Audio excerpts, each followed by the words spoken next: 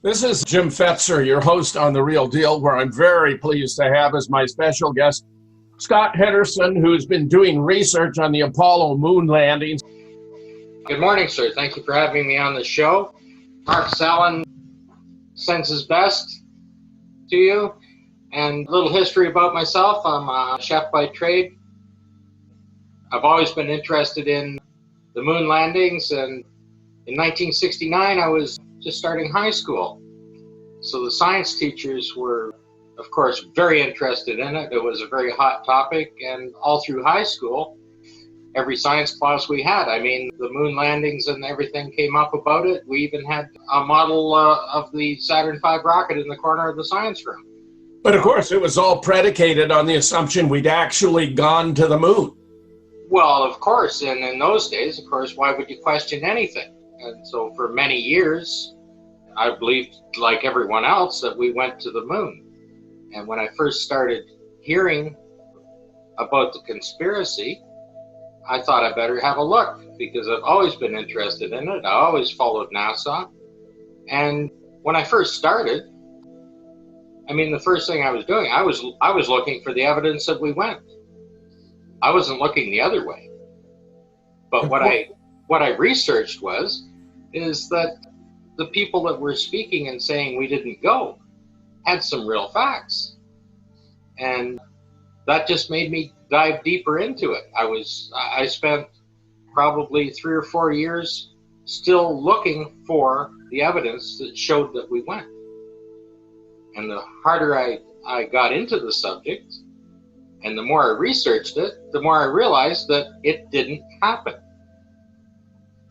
It's quite disillusioning, isn't it, to discover some huge story, whether it happens to be JFK or 9/11 or the moon landing, was a pack of lies, a whopper perpetrated by the government on a gullible public. It's a shocking and disillusioning experience, Scott. Oh, I realize that. The one thing that the fanboys of NASA claim is that it was easier to go than it was to fake it. Well, and as a matter of fact, they couldn't fake it either. Okay, they still filmed it. Yeah, that was attributed to Stanley Kubrick by most, including Jay Weidner, for example, who showed it was done using what's known as front screen projection, where the background is every bit as much in focus as the foreground, which of course would be an optical impossibility were it bona fide, all authentic and on the up and up. Well, yes, I've looked at his work, I've studied his work, and I've studied the involvement that Kubrick might have had. But you do realize that NASA has the largest studios in the world. Isn't that appropriate? Scott, Right? let me turn to your slide set here. Apollo photographic studies. I'm just so very pleased to have you here. Here's our first. Yeah, we'll start into it. The first set that we're going through are with the rover itself. This is the Apollo 17 rover. There are 3 of them, and it's very apparent in the picture. The one on the left in the screen is actually used in 15, 16, and 17 on it. The one at the top right is just used for a demonstration photo shoot, and the one at the bottom right, that's the photograph of the actual final resting place of the rover. And if you look carefully across the frame rail on that one at the bottom right, you'll see on the right-hand side, the links are quite a bit shorter on the right-hand side by the tire there, coming up. And then if you look at the one on the left, you'll see that they're quite a bit longer. The frame rail is completely different on the 2 machines. Well, that's fascinating. And of course, I notice on the top right, we have what looks like tracks for the rover, but on the left-hand side, there are no tracks, which of course is very, very puzzling, unless perhaps the rover was set down using a crane. Well, if you realize that they might have driven it in, if you realize that they were probably shooting it multiple times, okay, and the set crews and that would be out there, they'd have to rake off all of their footprints so that only the astronauts' footprints are in the shot. In fact, when they were re-grooming the set, they inadvertently had raked over all of the tracks as well. That's my theory on how that happens. But of course, you'd agree there's something funny there, because we should have tracks. If indeed moon dust retains any tracks, we see a number of footprints there, which suggests it does. My belief is, since the moon is bereft of atmosphere, that you could no more leave tracks in moon dust than you could in the sands of the Sahara. That's right. Well, of course, this was not shot on the moon, so the tracks are there, right? And they're very defined. If you go to the next slide on there, that on the left is Apollo 16. That is the first photograph where the fender fell off of.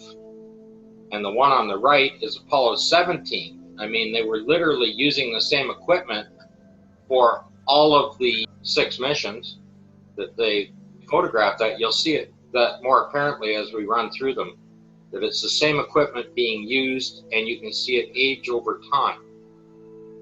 So the astronauts in Apollo 17 took one of the maps off and put it on the fender, and that's how it got there. But it actually fell off in Apollo 16. It's the same rover, that particular one. Now, this is also Apollo 16 in this one, and if you look just above the fender there, you can see that the steering arm has fallen down. Okay, and the steering was damaged in Apollo 15, and apparently was magically repaired by parking it in the shade overnight. And that's done by a well-respected presenter that put that out. I won't say who it is. But what happened is the front steering broke, so the front tires would just splay out. So the only way to keep it running and going is they were driving it backwards. And on the right-hand photograph there, you're looking at the tire tracks, and the actual video of that, they've actually reversed the video, so it looks like it's driving forward. But it's exactly following the tracks.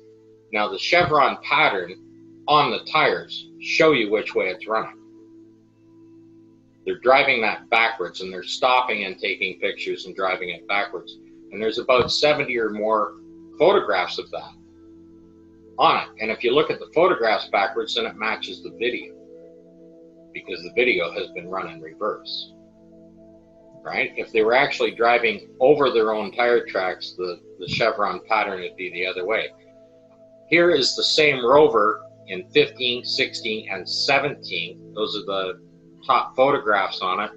And the close-ups of the tire show that the left rear wheel axle has a leak in it, and it's coming out, and as the tire rotates, the oil is getting all over the rim, so the dirt is now sticking to it, right? And you can see it in 15 on the top left and 16 in the middle. That's apparently the sea rock there, that one in there. And the bottom are the blow-ups. And by the time you get to Apollo 17, which is the one on the right at the bottom, the oil is really leaking rapidly out of it, and it's going up the frame rail, it's going across the side frame on it, and other associated pictures with it, it's actually getting all over their suits as well. And of course, Scott, wouldn't it have been all but impossible to repair a rover on the moon? They had absolutely no contingency for any additional equipment when they were traveling, so they had no repair equipment. The amount of tools were cut down that they needed to have. They developed a bolt called a Boyd bolt, which is, they just needed one tool, and they just push it in and give it a half turn, and it releases the equipment. So all of the equipment were set up and designed with these Boyd bolts on it, so they only needed one tool. It really looks like a shabby piece of equipment. Well, the rover, like I said, they're using the same rover, for all the missions. This is exactly the same machine for 15, 16, and 17. And I mean, these are hand-built machines. There's no way that they would reproduce the same problem. And right? of course, it was ostensibly just left on the moon for subsequent flights so that the astronauts wouldn't be saddled with the problem of transporting another rover to the moon. Well, if you had a problem with the rover in 1969 or 1970, right? Or 70 or 71, they put it up there, right? And they saw that it was a problem, they'd certainly work on the next one to make sure it didn't have a problem before they loaded it on the rocket, wouldn't they? They'd be testing all that equipment out again. They certainly have this same problem over and over again. It definitely shows that it's the same machine. This is Apollo 16. This is the jump salute, and that's a failed attempt at reduced gravity of the moon because he's only jumping about 18 inches off the ground. And this rover is the only picture of this particular rover, and it's identified by having a double rib on the front left tire, on the fender there. It's the only shot of it going. And it's a perfectly clean rover. You see there's no dirt or dust or anything on it. It's just set there for this photo shoot. A double rib, yes, I see it there. Yes. So how can they account for having two rovers on the moon? Well, they didn't. They were just using multiple equipment while they were filming it. Like I said, they weren't able to properly fake a full simulation of it, but they still filmed it anyway and did the very best they could. And this is what they were doing. When the equipment broke down, they just brought another piece in while they were filming. Hoping that no one would pay close enough attention to even notice the difference. You have to realize in 1969 that the only photographs available to the public were just what they put out for the media. There might be 2 or 3 dozen for each mission that were put out for magazines and newspapers and, you know, National Geographic, that kind of thing, right? That they put them in. The other hundreds of photos or thousands of photos were not available to the public, right? And when NASA first put up, even on their first website, right, there was only a limited amount there. And in 1999, Kip Teague, working for NASA, put the entire journal up of all the photographs. And of course, 3 years ago, they put them on Flickr as well. They've updated them and put them on Flickr as well for the public to see. And NASA claims that on Flickr in the last 3 years, they've had over 1 billion views of the photographs.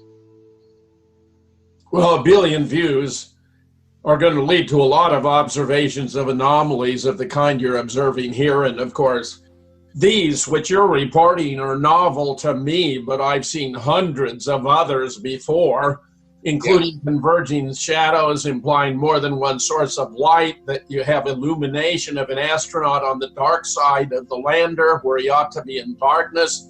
The waving flag, of course, in an environment where there's alleged to be no atmosphere. The classic conspiracy theory, did we land on the moon, even shows that the astronauts are being elevated by the use of cables. I mean, it's embarrassingly bad, Scott. As you observe, the deeper you get into it, the worse it becomes, the more elaborate the fraud. That's right. The one thing that I have stayed away from is reproducing anyone else's work. Okay? The information I give and what I put in the photographs are all of my findings, right? I certainly have looked at all the other findings, right, that people have found in there. I mean, it's easy for a lot of people to go out and have comments on what other people have discovered or done. And what is unique and what Marcus Allen himself was impressed with, as well as David Percy, is the amount of detail you can find in there to show how much more there is to it. I mean, there's 10,000 photographs of them to look through. So there's just endless amount of stuff. And because it's shot here on Earth, okay, and the location of where it's being shot, I mean, it's actually shot in a landfill site, junkyard, like a scrap metal site, basically. And what is underneath that dirt is absolutely amazing, and we're going to find some of that very shortly when we go through. I love it. You mentioned the staggering number of photographs. Jack White, who is a legendary photo and film analyst from JFK, with whom I did a great deal of elaboration, became interested in the Apollo photographs, and of course also has a website there. And he just did a simple calculation of the number of minutes available to take photographs and the number of photographs taken, and discovered that if this were all authentic, the astronauts would have had to have been taking photographs at the rate of 1 every 50 seconds, which of course is completely absurd. They wouldn't be able to do anything else. Here, the 17 rover, this is right in front of the rear right wheel. Okay, that's the frame rail. You can see the arm that's going up there on the left, the arm that the arrow shoots through, is for the seat itself. So you can see that in each of the photographs where it's sitting. The actual frame behind that is completely different in each one of the photographs. And I mean, it's part of the structure of the rover itself. You can't just change that. Those are the 3 separate rovers, and that clearly identifies that there are 3 separate machines. You can see the way they're constructed. I presume the rover was simply a variation on a dune buggy of the kind we find in Southern California ubiquitously. Except they made this one fold up with 4 electric motors running the tires. And on the bottom are the 3 different treads that they actually make. Which is completely ridiculous. You're supposed to have 1 rover with 1 set of tires, not leaving 3 set of tread tracks. Well, it should always look the same, right? The one on the left that's very square, the top left of the tire tracks, yeah, you can see it's a perfectly straight line. Well, the Apollo 15 rover was damaged. It damaged the steering and everything else, and when they tried to fix it up, it's actually dog tracking, so the tire kicks a little sideways, so that instead of the chevron, it's only running on one part of the tire, so it looks like a square bar. You mean that you are suggesting there's a legitimate explanation for this variation in the tracks? That's the one rover. That's the top left tread. That rover's damaged. This is Apollo 17, though. This rover's been running around in 15, 16, and 17. Okay, that's the same rover that broke down, that the steering arm fell off in 16 that we saw in the other picture. It's the same rover. They keep repairing this thing and keep using it over and over again, even though it's damaged. Do we have any records of the astronauts performing these repairs? Were they photographing their work on the rover? No, of course they didn't photograph the work on the rover. On Earth, and the entire support crew were coming in there, and probably Grumman and Boeing and everybody else are trying to keep this stuff running. It's just an elaborate joke. It's such a ruse. Now, this is Apollo 17, and they just threw the arm away when they were done. That steering arm right there is on the ground, and it finally fell off the rover completely. So they threw it away, and then they set a golf ball down beside it. And Apollo 14 is the only one to claim to have a golf ball. And if anyone is analyzing this photograph in particular, and you zoom in about 10 times in, you'll start to see golf balls all over there. They were using this as a driving range when they were having lunch between filmings. Scott, that's stunning.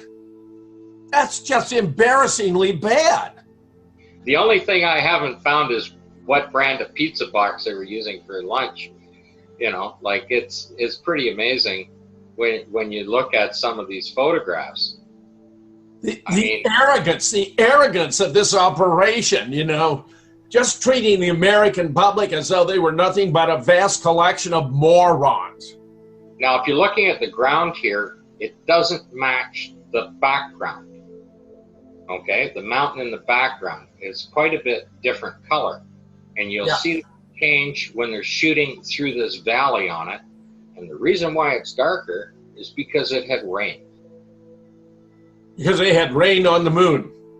You can see that it's rained, and if you look at the ground, you can see how it's speckled or roughed up, just like it's rained. It's through there on it.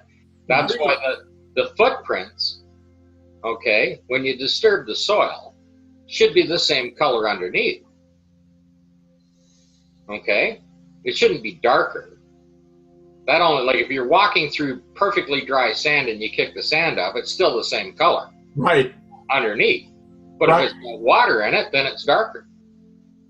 That's right. Of course. And this is exactly what you're looking at in the photograph. And I mean, Scott, I love it. This is just fantastic stuff. This is just one example of the checklist, the cuff checklist. These are worn on the wrist or the cuff, right? And it's a little set of instructions for the astronauts. But what they actually are instructions on how to film each scene. Yes, this is the script. This is the storyboard, right? The astronauts, of course, they had their own communications. They couldn't have anybody else giving them instructions over a mic that's being recorded live for them or whatever they're doing, right?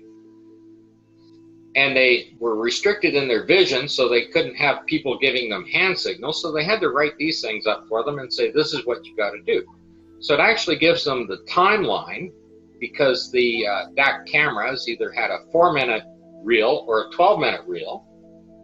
So it gives them the timeline, what they're doing. And if you look at the top left, the LMP is the lunar module pilot that shows him where he's going to be standing. Okay, it shows where the footprints are. It shows where the disturbed area is, right? It showed where the rock, where the hole was and where they set the rock, how to do it. And then it shows where it says 1, 2, 3 on the thing there, that it shows the camera settings and where to stand for the commander to take those photographs and how many photographs to take. Okay, and on the top right, it's a full description of a boulder right down to the exact size. Now this boulder is about 50% bigger than a football. Okay? Yeah. Now, it shows the exact time that the astronauts would arrive. This is Station 9. And of course, they laid the stations out too. They mapped all those out before they went. These are done months before they even took off, so-called, to go to the moon. So how did they know that there'd be a football size or twice as big as a football shaped rock there, and know what the mineral contents were once they split it open when they got there? Scott, this is devastating stuff. Absolutely. And then when you look at the bottom left, you'll see that it says photos taken, past tense. Yes. Okay? But they even know the direction of the sun, where to set the cameras up in the direction of the sun. How do you know which direction this rock is going to be located at when it's only that big? Because, of course, they're prepping the set. I mean, it all is just so incredibly revealing and so damning of the whole project, Scott. Well, you see, they went out and they collected the rocks here on Earth, and then they designed the set. So they set up the different stations, and that's where they're going to have the different samples of rocks coming from. And these are all laid out in the storyboard on the cuff checklist. Fascinating. All ahead of time, right? That's how you get the station layout. Even though the exact time, like if you can imagine the exact time, you have to start from launch and calculate that's when they're going to show up. I mean, if you did one extra orbit around the moon, you wouldn't even land in the same. There's 5 alternate landing sites for each mission. They left nothing to chance, of course, and nevertheless, they slipped up in innumerable different ways. Yes. And this is the video that they put up on the internet. It's called the Grand Prix. Okay, and if you listen to the commentary, it's like they're just, okay, we'll give it some gas and make a turn here and do this and do that. It's all laid out for them here right in the cuff checklist, that they drive through the first crater, go around the other two craters and drive through the last one. The camera positions are sitting there, and of course the astronaut is taking photographs of this and running both those cameras at the same time. I mean, both those cameras have to move to follow the rover. Doesn't this require more cameramen than we have astronauts? Well, there's only two there. The one on the right, Jones is the inspector for the filming. Okay, and they've penciled him in here on the thing. And there are a couple of people on the internet that claim that Jones is actually a crater. And they've reproduced a map showing that Jones was an actual crater. They drew a big circle around it, claiming it's a crater, and they've modified the commentary right at the Apollo site. So they must be working for either NASA or Phil Plait, Bad Astronomy, because he updates and does stuff on the Apollo general site. If that was a crater there, a large crater, the one that they drew and put a map up for, first of all, they never traversed through a crater. And if you look at the depth of these craters, okay, there's no way you're going to drive the rover through it. At no time did they do that. And that straight line is the traverse line where the rover's driving down there. And if you look at most of the craters on there, they're all done with British names. There's Camelot and Henry and Shakespeare and stuff like that, right? Not Jones. No.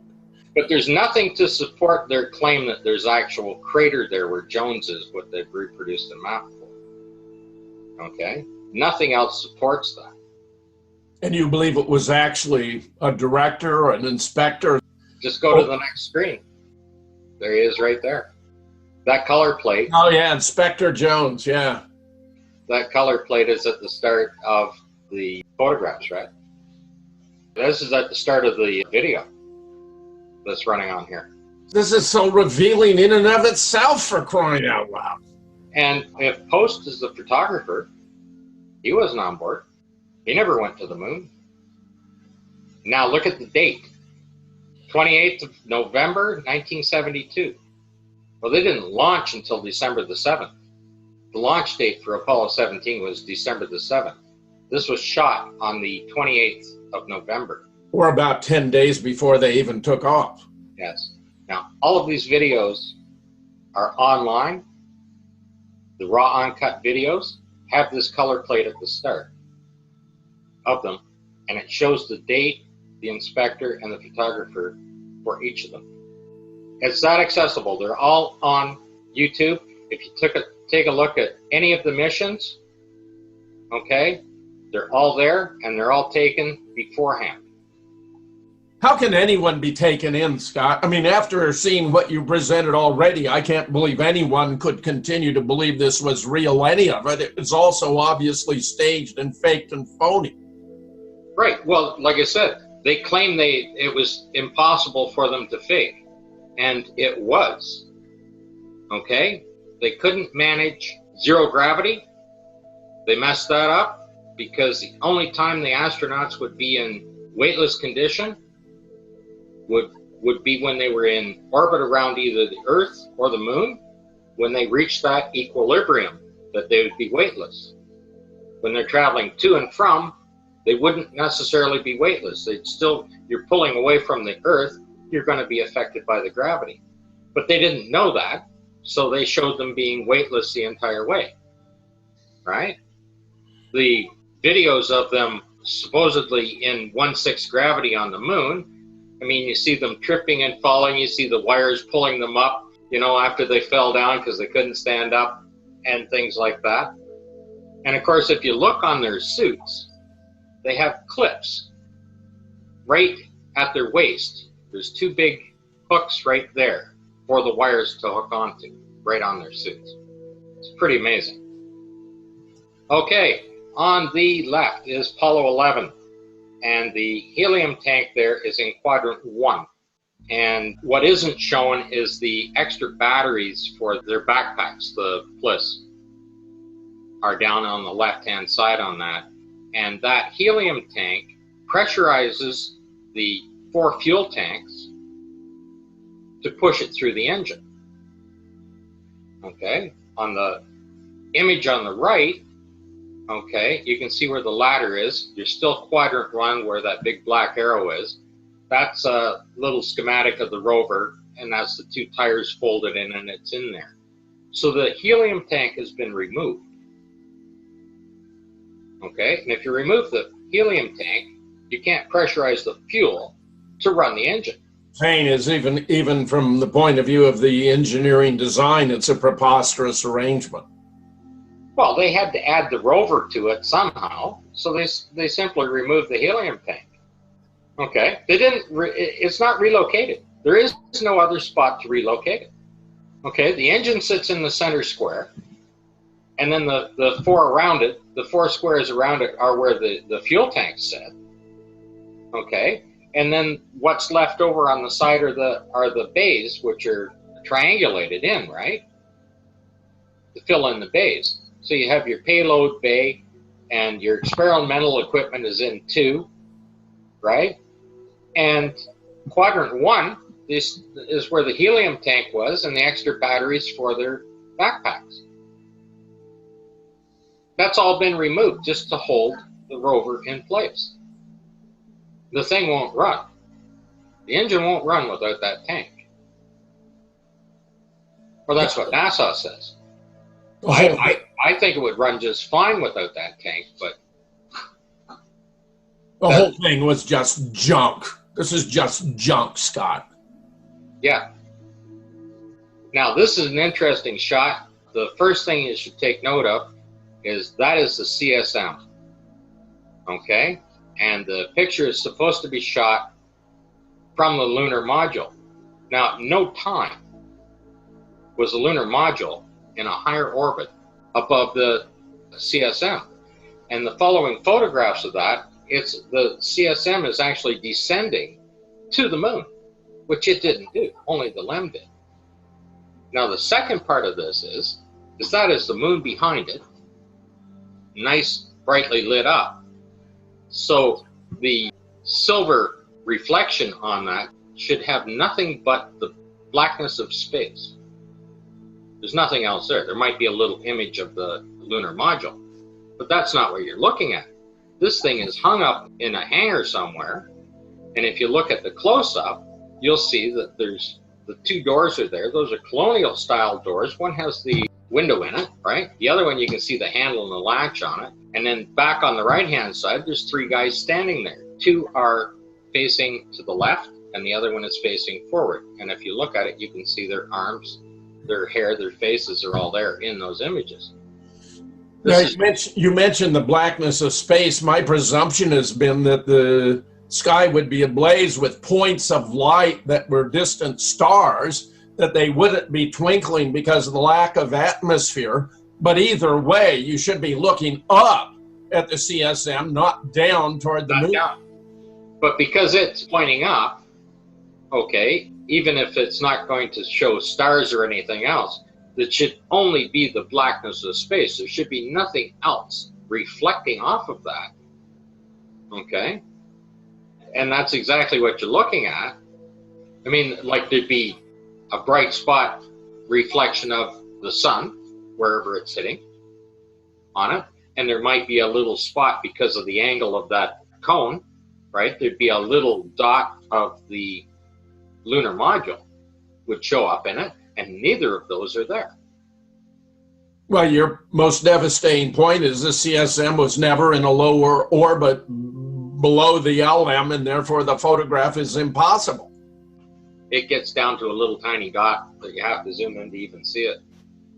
It's that much lower. And there's absolutely no way, and all of their other documents that support the orbits and their paths never show the CSM below the LEM. The LEM comes up to it and joins with it. This is an interesting photograph. This is of course, the iconic photograph of Buzz Aldrin. And he's actually pointing at his watch. And because the astronauts themselves are the whistleblowers, they do a lot of pointing stuff out. A lot of pointing stuff out. And if you see, the watch is 14 minutes after 11. David Percy wrote up the article on here on the importance of the 11 and 14 for both the Freemasons and NASA.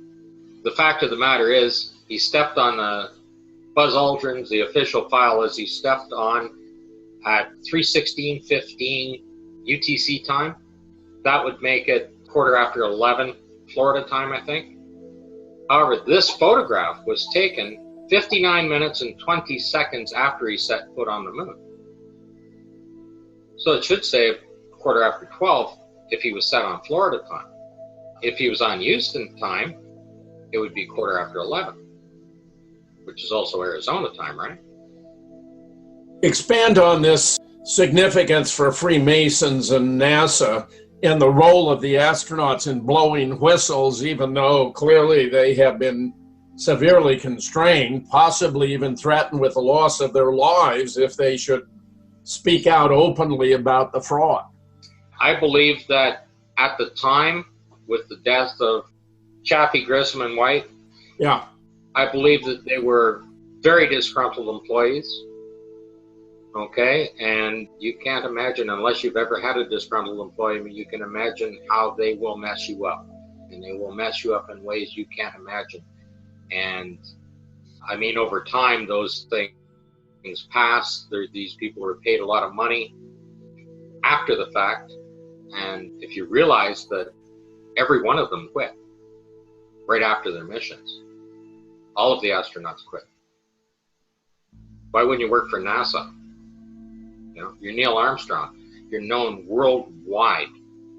It's the best advertising they could have. Why couldn't they keep him there? Why couldn't they keep any of these people there? Who wants to live a lie? Well, most of them became alcoholics. Buzz Aldrin's rather well known for that.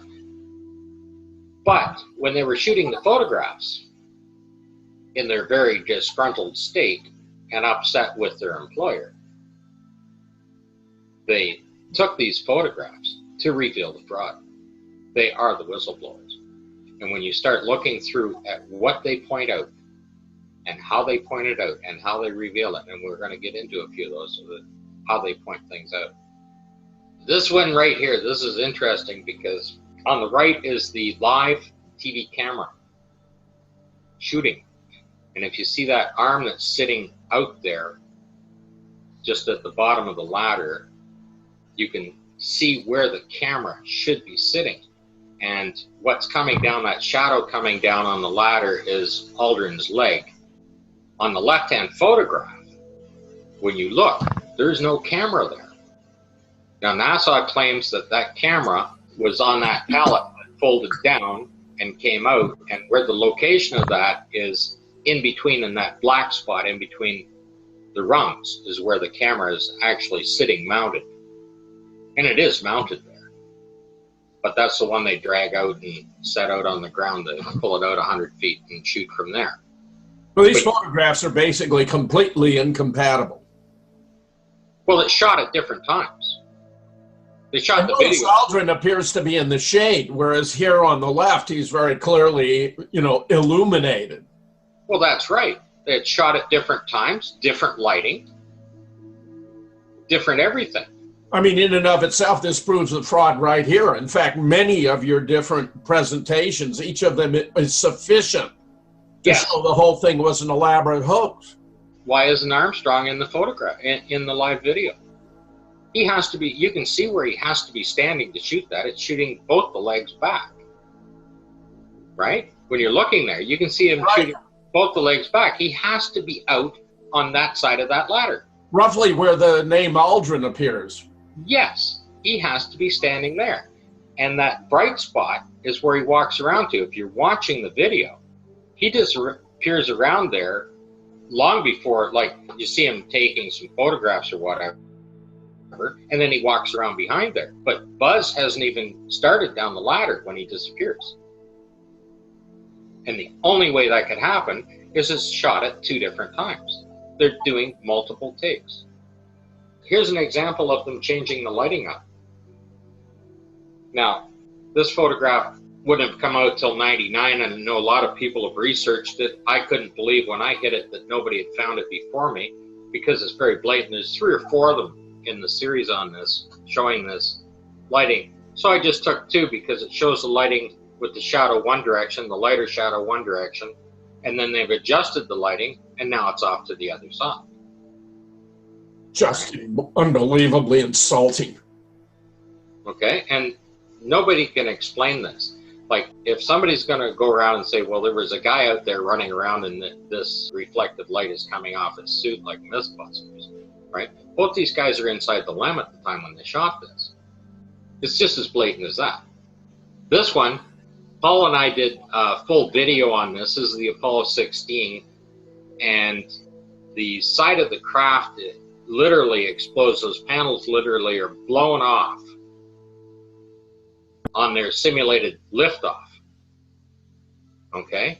And if you look at the top right, you can see that the paint, like they're using the same LEM over and over again, and the paint is peeling back on it.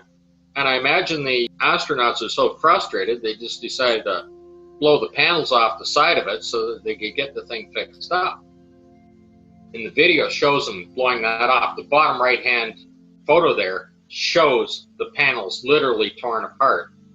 And what is behind those panels are all of the sensitive instruments and controls that run that machine. Okay, and when you see the size of the explosion in the video of the takeoff of the Apollo 16, okay, this thing would have ruptured the hull and completely, wouldn't just disable the machine, it would just literally explode with the amount there when it ruptured the hull in that kind of a vacuum. Okay? So it would have destroyed their ability to launch from the moon. Well, this thing on liftoff, that's all of their controls and relays, telecommunications, everything else are behind that panel, directly behind it. And anyone listening to this, just watch the video from Paul on the plane of the Apollo 16 liftoff. When I was a kid, there was a real cheesy TV program called Flash Gordon, and they had very primitive props. This is reminiscent of Flash Gordon, Scott. Absolutely. I've been studying how they were doing the simulated landings and takeoffs, and Paul and I will be doing a video on it as well. I believe they were using high pressure steam to simulate the landing. When they got to the liftoff, all of that equipment was in the lander part, so they didn't have anything to simulate an exhaust on takeoff. I actually have a shot of the interior control panel inside the LEM, and it shows a full bank of heater switches, and then it shows gauges, and it says steam pressure right on it. Steam pressure right on it. Right on the panel. You got to watch that video because Paul and I are going to put that one up. I love it. I love it, Scott. Okay.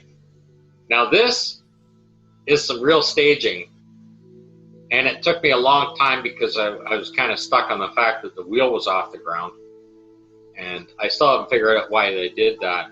If you look at this tool, they've set it up on this dirt pile. Well, first of all, this dirt pile looks like it was put there by a front-end loader, and there's no other dirt pile like this on any of the photographs, right? They're all kind of smoothed over little mounds, but not just a pile of dirt like this. So I'm looking at this tool, and it just struck me that the shadow of the tool makes an arrow. Well, if it's an arrow, it's pointing to something. So I zoomed in, and if you look at the center image, the blown up image there, you can see the black ring and the rubber tip of the glove on the pinky finger.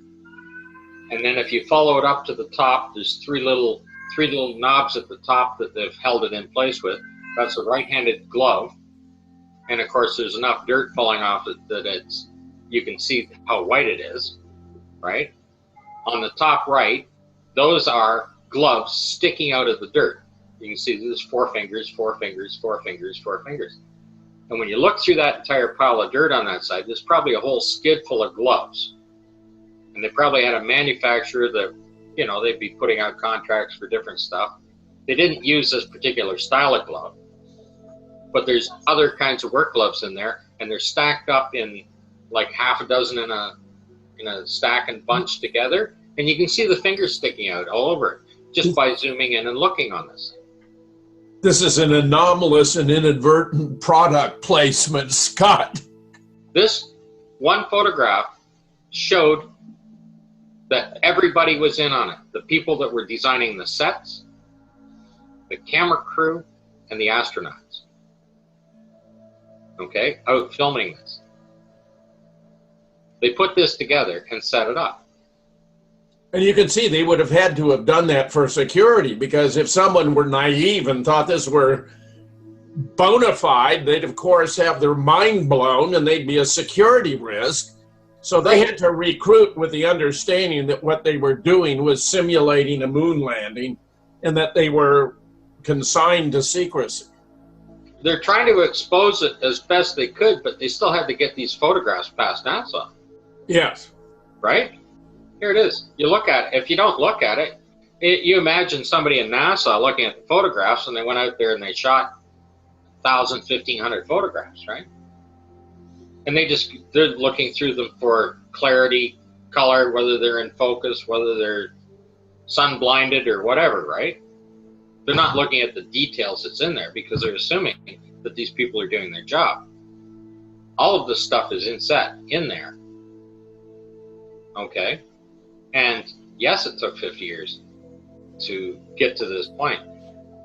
Many thousands of people have looked at these photographs. I mean, like when Marcus Allen, if you realize what he was doing, it's absolutely amazing, because the only photographs he had were just a few dozen, or I think maybe a dozen is all he had. And they were designed for magazines and any other media events, right?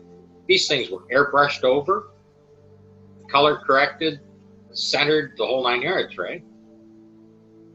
And he's looking at the photographs and he's saying, God, the lighting's not right. This isn't right. That isn't right. He's spotting that out. That's incredible compared to what I have. First of all, I have what everybody else, like, there's something to look for.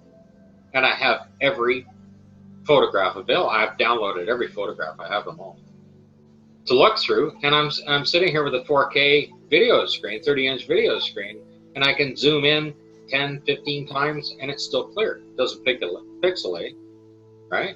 I can see the detail. Nobody had that 25 years ago, 30 years ago. Ralph Renee and Bill Casing, they should have settled this back then. James Collier, he had them dead to rights as well. David Percy, Bart Sabrell. Every piece of evidence that they have come up with, any one of them, NASA should have conceded. Well, with what I have, they might as well throw all these photographs away, because it clearly shows the intent of the astronauts exposing this fraud.